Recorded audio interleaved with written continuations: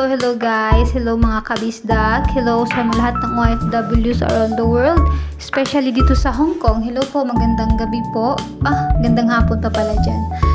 For today's video is magluluto ako ng stir-fried pork chop, tsaka stir-fried spinach with garlic. For dinner yan mamaya. So, prepare ko muna yung mga gagamitin ko sa pagluto. Siyempre, unang-una is yung pork chop. Nahugasan ko na yan, tapos tinanggalan ko muna ng buto para hindi na mahirapan kumain mamaya sila. Hindi na sila magsipad-sipad ba. Tapos hinati ko na lang ng yung isang buo, hinati ko na ng pagdalawahan. Tapos tinanggalan ko ng taba kasi ayaw ng amo kong lalaki kumain ng taba. Natulog pa kasi yung alaga ko kaya hinanda ko muna lahat ng gagamitin ko mamaya ang gabi. Pero guys, actually hindi talaga ako marunong magluto. Tinry ko lang talaga yun ng unang beses. Hindi pa masyadong na-achieve. Pangalawang beses, medyo okay. Pangatlong beses, nung nakuha ko na yung saktong sangkap, ayun, inulit-ulit na ng pagpaluto ng amo ko. Ano yung gusto niya sa luto ko, pinaulit-ulit niya yung pagpaluto. Ganito, ganyan. So, ayan na guys. Pagkatapos yung hugasan ko pa.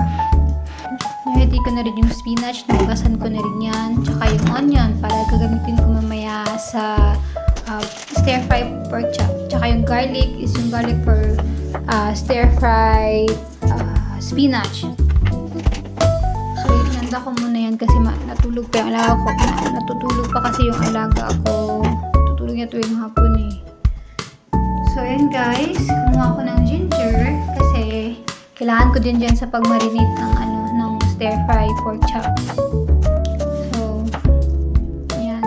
Nalatan ko muna. Tapos, ko lang. Itawag ito. Kuha lang ako ng konti para ilagay ko dun sa pang-marinate. So, fast forward na tayo.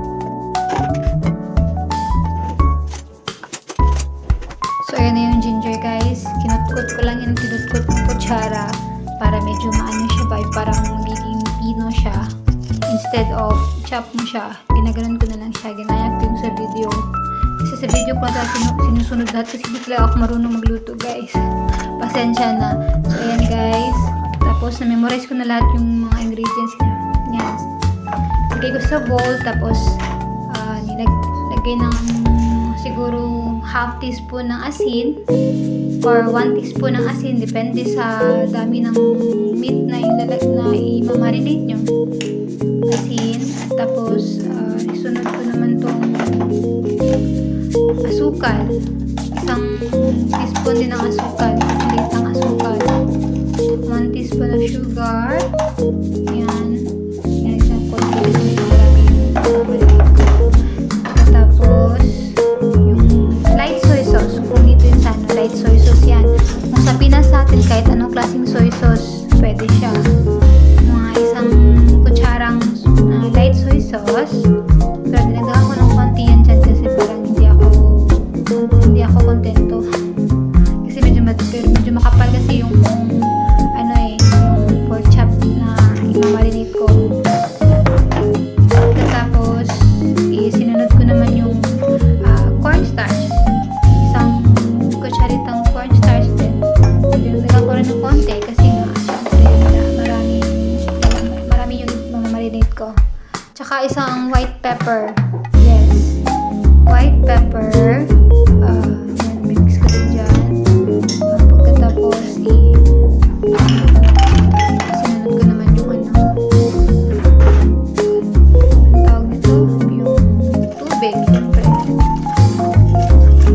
So, ayan na guys. Sinalo ko na guys. Okay. Tapos yan. Pagkatapos niyan,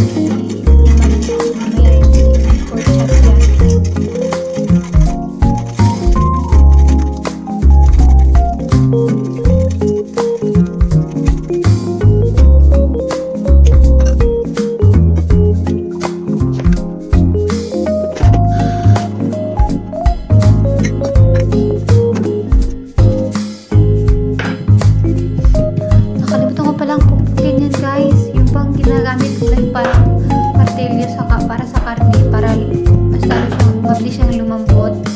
Yun, yung ginamit ko na lang is yung malaking chopping knife yata tawag dyan. Yun na lang. Pinasad ko na lang dyan. Tapos nandahan ko lang kasi natutulog ko yung alaga ko. Baka marinig ako, napakasensitive pa naman ng tenga. Konting kaluskus lang natawag na sa akin. Cheche! Dennis, Cheche ganito ganyan. Binis-bisan ko na lang yan guys.